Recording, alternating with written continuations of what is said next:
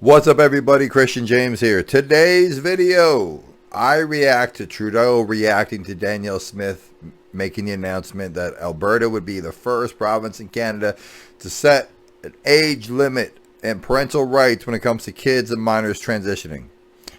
Let's get to it. Thank you, Mr. Prime Minister, for taking my question. Jeff Outfit from the Record newspaper. There's a lot of international students in this community. Conestoga College is a national leader in attracting international students. There's much criticism of your government for the way it's put a rollback on international students very quickly. Criticisms are that it's a blunt tool, it's a sledgehammer, it's done without consultation, and it will create as many risks as it aims to solve. So I want to ask, will your government consider a pause on its recently announced rollback for the reasons, and if not, why not? And how do you respond to criticism about this? International students remain an extraordinarily important part of Canada's educational system and indeed of Canada's contribution to the world. Bringing students from around the world to develop skills and abilities to either contribute to Canada if they choose to stay here or to bring it back home to make the world a better place is a good thing. We've seen over the past few years a massive rise in the number of international students that is outpacing our communities and our country's ability to ensure the kind of quality experience and the quality education for all those students. Whose fault is that, Skippy? So we are pausing the levels at the level they are over the next 2 years to ensure, at 2023 levels, to make sure that every student who comes here gets the right experience, which includes adequate and supportive housing, but also a range of other things that go with it. Because we've got international students living in homeless shelters. The communities that are welcoming in people from around the world as they study don't see rents climb too high or pressures that are keeping Canadians from being able to afford to live in the communities they want to call home. It's a question of now working with the provinces and with the institutions to make sure we're getting that balance right so that we are both protecting international students and protecting the communities that continue to support them. Thank you very much. A follow-up question. Our Kitchener MP, Mike Morris, who's a member of the Green Party, is pressing to revive electoral reform. I believe he has support in this of your Waterloo MP, Bardish Jagger. Bardish, please correct me if I'm wrong on that, particularly with the Citizens National Assembly request. So given your government's and your history with electoral reform, are you in support of what he's proposing or of reviving the issue or pushing forward with the National Assembly? I am in favor of electoral reform. I have long said that Canadians should be able to have better choices at the ballot box. I think it is the way we always... Alright, pause. You said this before, bro. You said this before you got elected. What were you on the campaign trail 2015, 2016 before you got elected? That's what you said. But it didn't happen. You said a lot of things. They didn't happen. If I can find an article, like I always do, it's right here saying he said this a long time ago. Approach an election to say, this is my preferred candidate, but you know what, if that person can't get in, I'm happy if this candidate or this candidate gets in. So we don't have to vote against, we don't have to vote strategically. I have long pushed for that, and indeed we had many consultations in my first years as Prime Minister, working with all parties to try and build consensus around moving forward. Unfortunately, there was no consensus, and even if our government had a majority and would have been able to ram through electoral reform, we realize that something that changes the nature of elections has to be done with broader support. So anytime, and I've said this to... You unleashed the hounds on the protesters in Ottawa with almost no support. What do you mean you care about support? You don't give a shit what we think about what's happening. This is the new Justin. This is the Justin Pierre was referring to before. The forget Justin for the last 8 years. He's a new man. He's changed. He's divorced. He wears green ties. All parties, anytime people want to come forward with a solution to change the consultations, the working, the trying to figure things out, we've been doing that for years. We need to focus on the things that we're actually delivering for Canadians, but I am totally open if the NDP or the Green Party in particular want to say, okay, let's bring in a ranked ballot. I'm there. But there has been no consensus, and until there's no consensus, we're going to stay focused on the things that remain top of mind for all Canadians. Building an economy that works for everyone. Bro, quit. Supporting seniors and creating new housing. Bringing down the costs of living for Canadians, supporting students and young people, and moving forward on building a better future for everyone. Thank you. Thank you. Next question. We know that Ukraine needs more and significant military support. Canada has stepped up with over $9 billion worth of support over the past years, and we will continue to be there. Around the NASAMS, we are working with the necessary partners in order to get those systems to Ukraine. We will continue making sure that that advances as quickly as possible, but it's not only on Canada. La Grande-Bretagne a signé une entente de sécurité avec l'Ukraine. Est-ce que le Canada aussi s'approche? Holy shit. He said it's not just on us. Again, we help a lot, but we can't take all of the cost of fighting Russia when, believe it or not, we're not fighting Russia. Canada has committed alongside many and all of our allies indeed to offer the multi-year support that Ukraine needs in order to be able to stand as strong as it needs to, not just for its own sovereignty and territorial integrity, but for the rules and principles that underpin all of our free democracies around the world. Canada continues to work on that multi-year funding commitment, and we will have an announcement to make in due course, but we will continue to be there unequivocally to support Ukraine in everything they need, on top of the over $9 billion in various supports, including military supports that we've sent to Ukraine over the past years.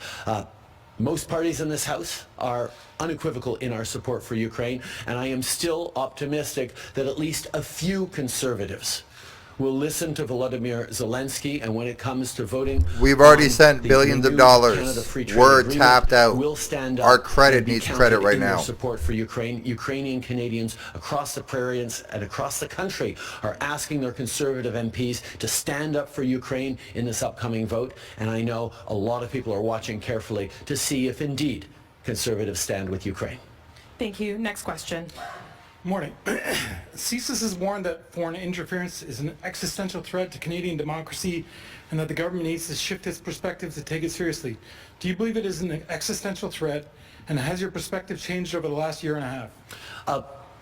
The reality is, since 2015, we brought in concrete measures to counter the foreign interference. Like fuck, Xi Jinping loves you. Okay, it was already proved there was interference in the Toronto election when, I don't know, I'll find his name and I'll put it up here if I can find it like always.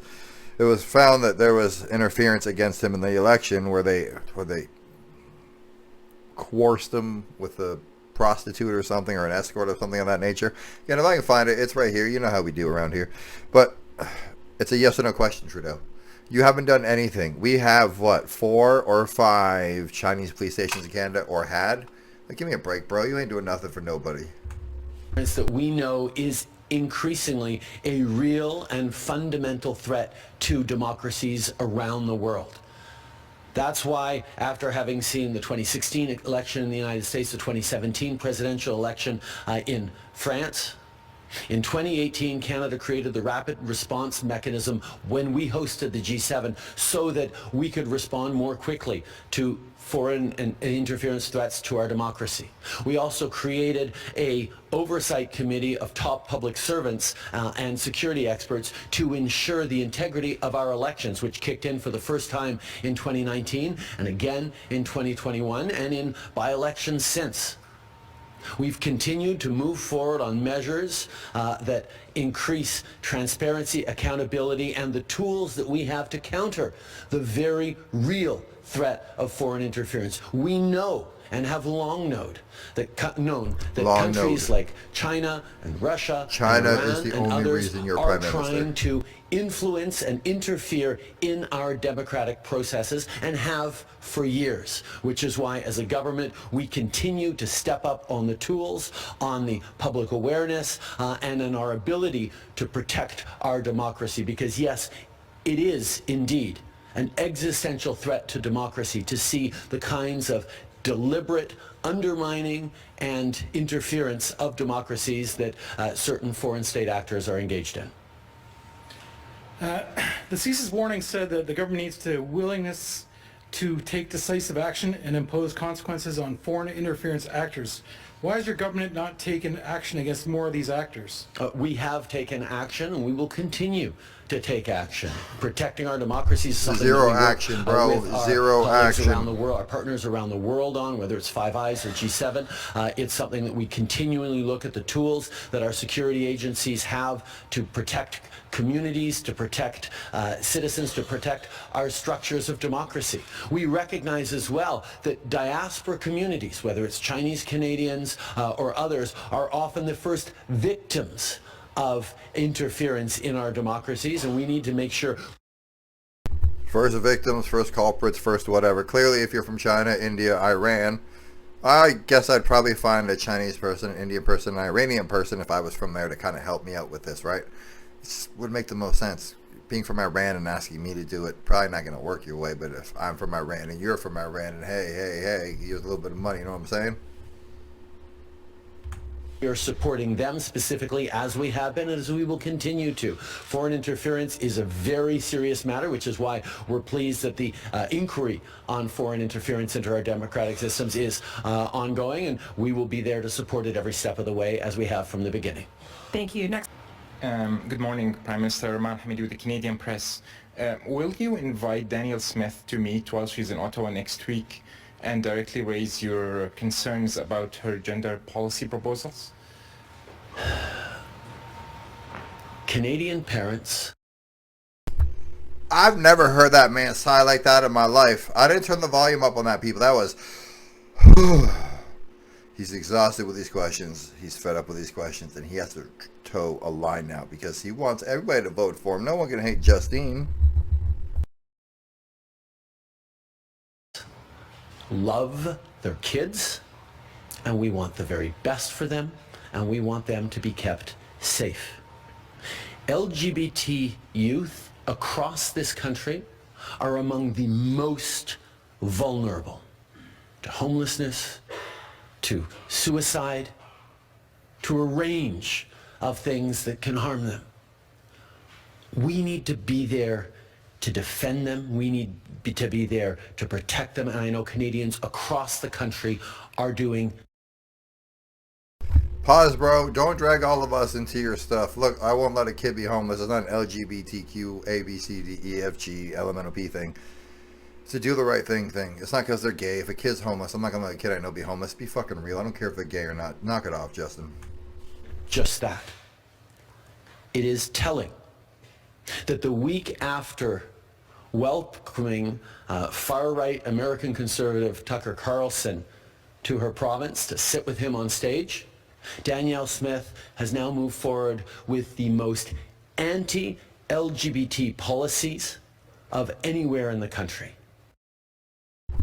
For the record, the video I covered yesterday is right here on the whole topic. It's not anti-anything. Let me give you the gist of it, and then you guys can watch it from there on your own. If you're under 18, you can't chop off your willy or your boobies. If you're under 15, if you're under 15, you can't take hormone blockers. If you're 15 and above, with your parents and a psychologist's approval, you can do those things. This jackass over here thinks that kids should be able to do whatever they want, whenever they want. So I guess we'll lower the drinking age to like 7, the driving age to like 5.5, because they got those little kids cars, right? You know what I'm saying? So if you have one of those, you just transition to a Jeep. No big deal. This fucking idiot. Canadians need to know that the federal government and all Canadians will be there to protect youth.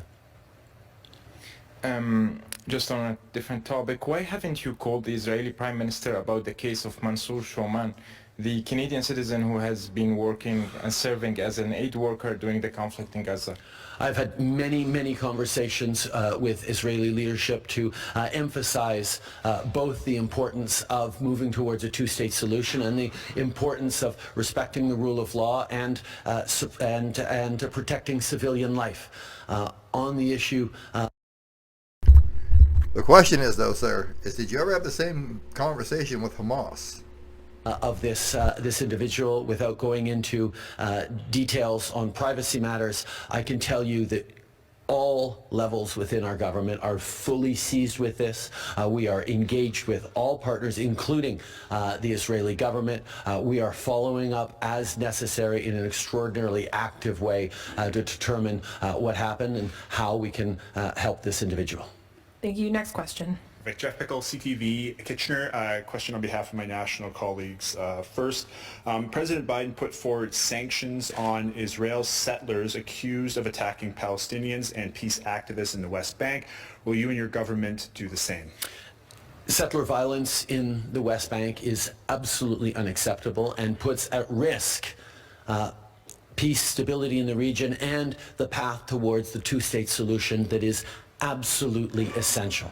As the Minister of Foreign Affairs said yesterday, we are looking into how to make sure that those responsible for extremist violence or extremist settler violence in the West Bank are held to account for it. We are looking at sanctions on extremist settlers.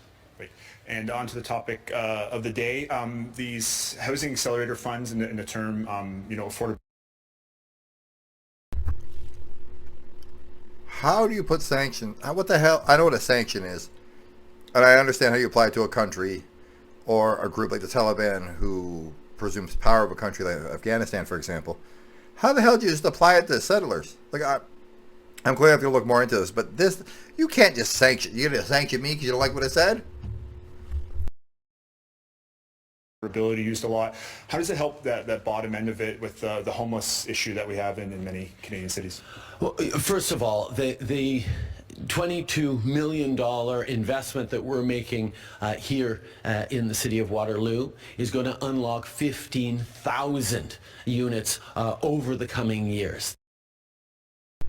$22 million for 15,000 units. All right, people. Hey, Google. What is the average cost of building a home in Ontario? According to KOHO, according to the 2023 estimates from Altus Group, a real estate software company, the cost of building a home in Toronto can run you between $205 to $280 per square foot for a single-family home with an unfinished basement. That translates to $205,000 for a cheap 1,000 square. There you hear it, folks. You ain't building that many units for that amount of money. That kind of math shows the leveraging amount when we work directly with municipalities to respond to their needs and concerns. And I can assure you that affordability, that homelessness and the continued fight against homelessness is at the core of everything we do. To take an example of this project, which we funded a few years ago before the accelerator project, it is integrated mixed socioeconomic housing. There are market units in here, but there are also affordable and even deeply affordable units here.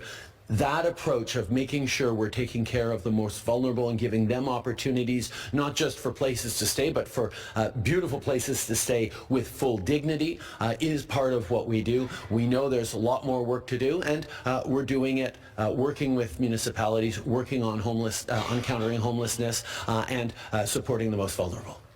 Thank you. Last question. Hi, Brad Kramer, City News Kitchener. A follow-up to an earlier question. Just what are you and your government planning to do about Alberta's proposed restrictions on trans youth?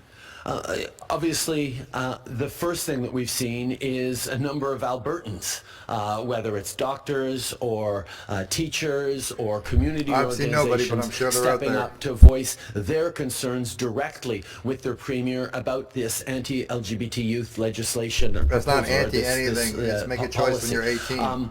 As a federal government, we will always be there to protect the most vulnerable, particularly vulnerable LGBT youth who need to know that there are people across the country there to fight for them.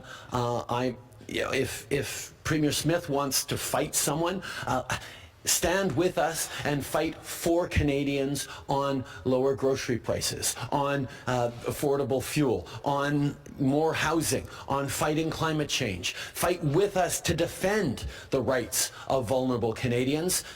Don't fight against vulnerable LGBT youth. Oh, you sensational drama teacher. Again, people, he's not fighting LGBTQ. If you're going to be gay, be gay. Enjoy being gay. Do whatever you want. I don't care. Just don't try to deal with me. Nobody really cares, to be honest. Your sexual orientation. Joe Rogan said this, and I think he said it beautifully. There's only 2 reasons you wouldn't like somebody if they're gay. 1, you're retarded.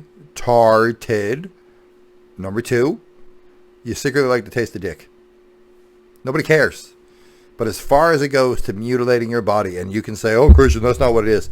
That's literally what it is. Look up the definition. You should be at least 18 years old to do that. If we're not in agreement with that, there's something wrong with you. And after the decision to pause the MAID expansion yesterday, the CEO of CMHA, Waterloo Wellington, told us that there is not equal access to mental health care here. Over 3,400 people are waiting for care in our area, and they need a fair shot at this treatment before making a decision on MAID. So just wondering what your thoughts on those comments are. I agree with those comments entirely. We need to make sure we're delivering better quality mental health care across this country for people who are facing very, very real challenges. We've seen an increase in the challenges faced by Canadians around mental health, and that's why we're going to continue.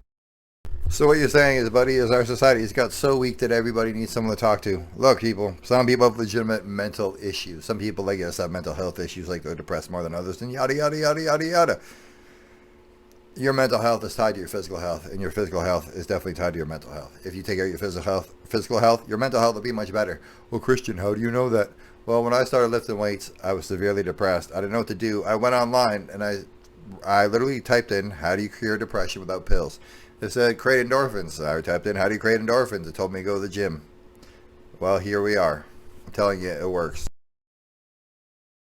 Continue to be there. We just announced $200 billion for the provinces over the next 10 years on healthcare, with a focus on 3 areas. A focus on more primary care practitioners, a focus on better support for healthcare workers across the country, and a significant focus on better mental health care across the country. And we're making sure that provinces actually deliver on those things and deliver results for Canadians with a level of accountability and data shared with Canadians that's going to transform the results for Canadians and communities across the country. So we will continue to be there to step up for Canadians, particularly around mental health, because we know how important it is. Thank you. One more thing. Pierre Poilievre has been standing up for months now, pretending that he cares about high grocery prices faced by Canadians. And it turns out that his top advisor is working as a lobbyist for Loblaws. I think Mr. Poilievre owes some explanations to Canadians. We heard it. He's going to get more money in Waterloo to build like 12 houses. He's really upset about the Alberta bill that doesn't hurt LGBTQ kids at all. And if you're one of those kids and you think you're hurt, that's terrible. Wait till you're an adult and you realize what it's actually saved you, and she saved you, and the province is going to save you by not allowing you to mutilate your body. It's the reason why a 12-year-old can't pick a tattoo. Similar, not really. But anyways, Trudeau being Trudeau again. Look, I don't know what he's saying about Pierre Poilievre. I heard what he said. I got to look into it. But you're the guy in charge, bro. So the lobbyist would go talk to your government, and your government would settle whatever they want with the lobbyist. Okay. Look, at the end of the day, politics are politics, but I'd rather have clean politics or semi-clean, honest politics instead of this horse shit. Like, comment, subscribe, tell me I'm right, tell me I'm wrong, tell me whatever you want. Just tell me something in the comment section. I'm out.